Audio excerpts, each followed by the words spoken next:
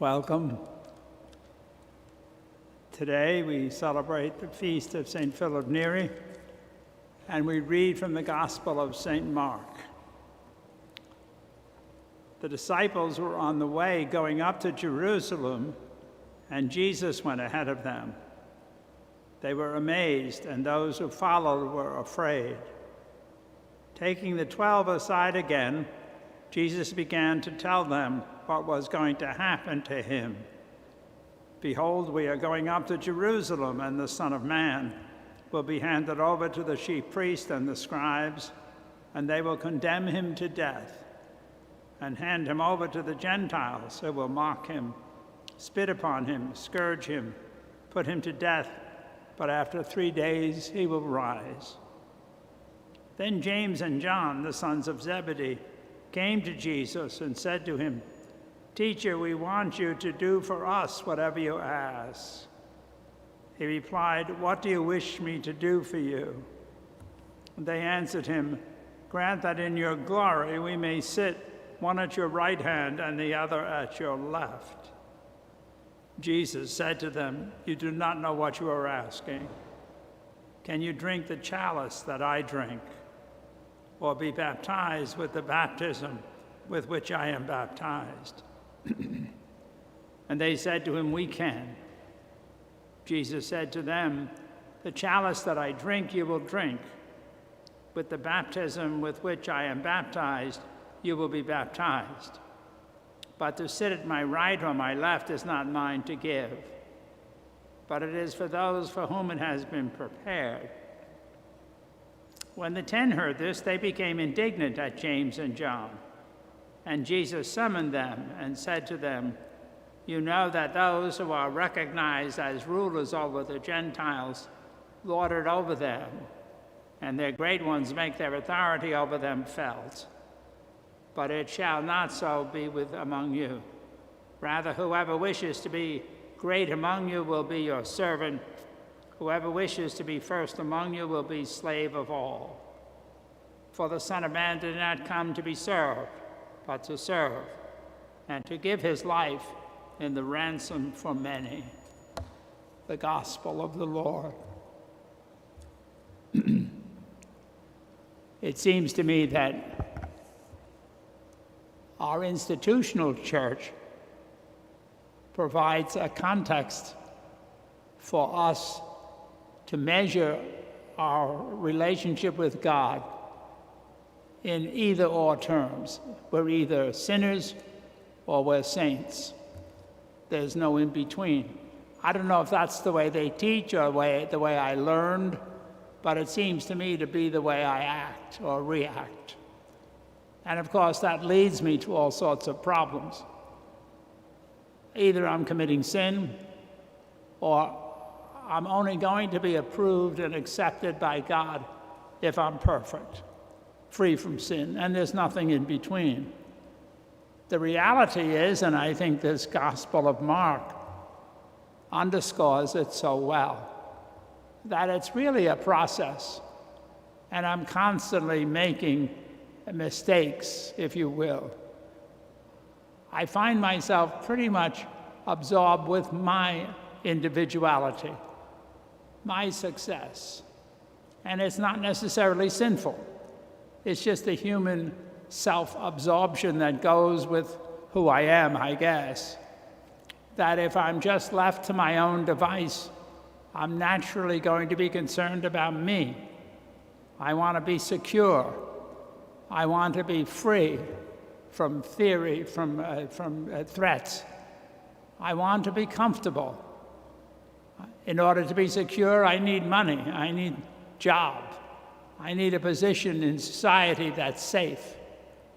If I'm going to be happy, then and free from fear, then I have to protect against whoever it is I think is a competitor. Not just the lack of money, but other people who are trying to get ahead at my expense. It becomes a contest, and I'm naturally geared to protect myself, my family, to pick people that make me secure. And there's nothing wrong with that. It's not necessarily sinful, but if I continue, if I make it my way of life, if it's my sole measure, it eventually will probably lead to sin. Whereas Jesus is going the opposite way. Jesus' message challenges me to look at myself, be honest, to acknowledge those tendencies that are self-directed and rise above them. But because I love him, because I believe he is present.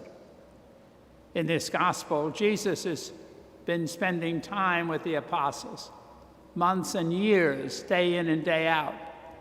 They were getting close to his being arrested in Jerusalem, and he tells them, we're going up and they're going to put me in jail, they're going to execute me, and I want you to be aware of that.